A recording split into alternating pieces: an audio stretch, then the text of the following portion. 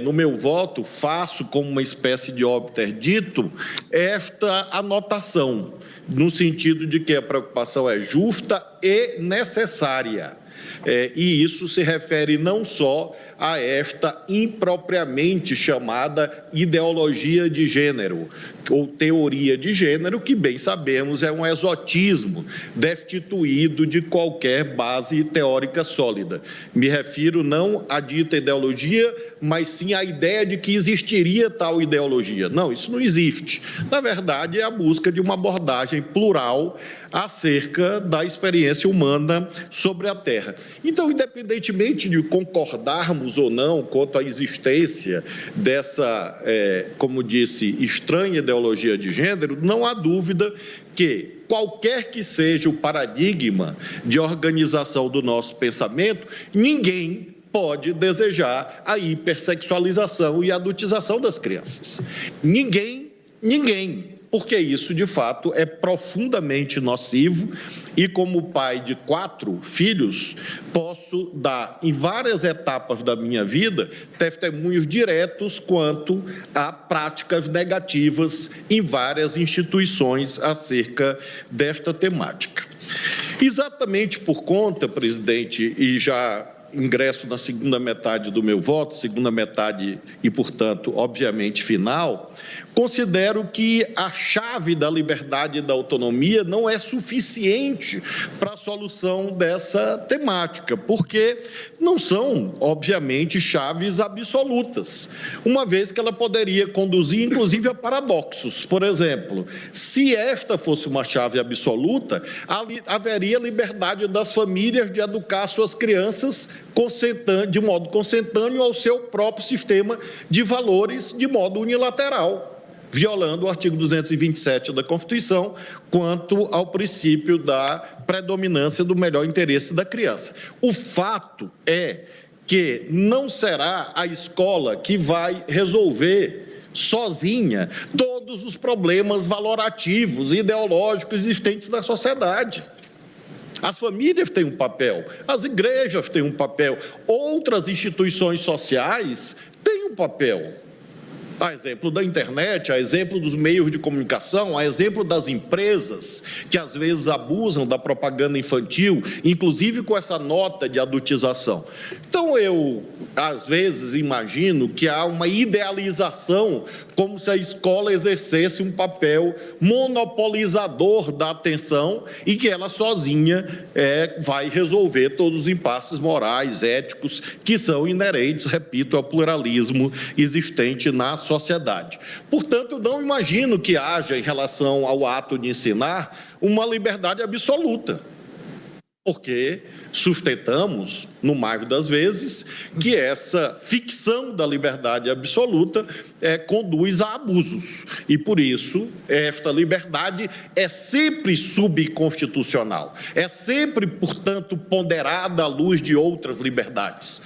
E, por isso, não situo o debate aí e finalizo abordando que, neste caso, por conta dessas múltiplas controvérsias e múltiplos vetores, numa sociedade como a brasileira, complexa, porém integrada, é justa a opção constitucional e a opção da jurisprudência do Supremo de remeter esse tema à esfera federal.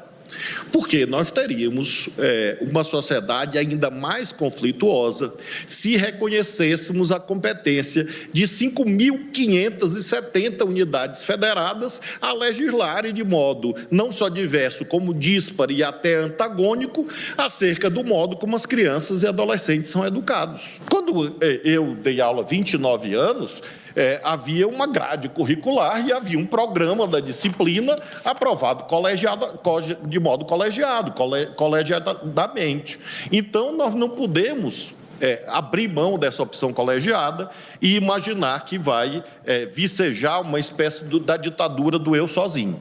Por isso, considero que, neste caso, o modelo constitucional é justo e equilibrado, na medida em que permite que haja uma esfera nacional de debate e solução dessas naturais controvérsias existentes na sociedade. E esta tem sido a jurisprudência do Supremo em relação não só à dita, entre aspas, e muitas aspas, ideologia de gênero, mas também em relação à chamada linguagem neutra. O Supremo cita um precedente que é um dos primeiros, relatora eminentíssima e queridíssima professora Carmen Lúcia, é a DPF 526, julgada neste plenário em 11 de maio de 2020. Na ocasião, já houve a decisão de que o tema era exatamente proibição de aplicação da ideologia de gêneros, do termo gênero e orientação sexual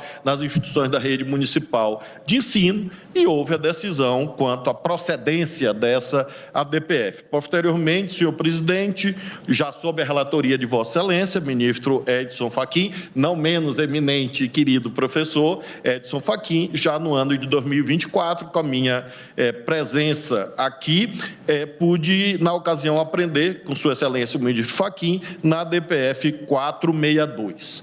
De modo que creio que nós temos referenciais na dogmática constitucional, no direito infraconstitucional e na jurisprudência da Casa, que conduzem a este caminho com as nuances que foram aludidas pelo eminente ministro Cássio Nunes Marques, em busca da fixação da inconstitucionalidade formal e com essas ressalvas que creio que em algum momento o tribunal vai ter que se debruçar.